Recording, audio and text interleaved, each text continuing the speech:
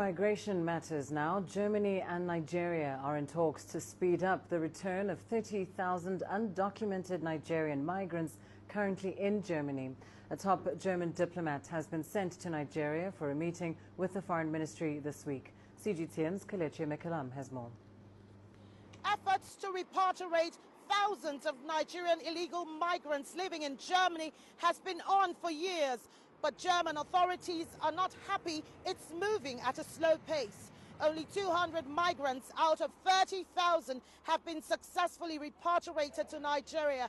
And that's why Germany's foreign policy advisor, Jan Hecker, came here to discuss how to quicken the repatriation process.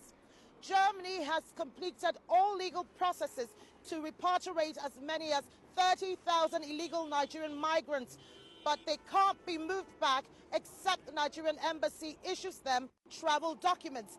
So Germany wants to negotiate with the government the possibilities of issuing emergency travel certificates.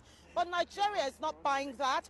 Foreign Minister Geoffrey Onyeama says the move to send a German diplomat to Abuja is an effort to circumvent its embassy in Germany.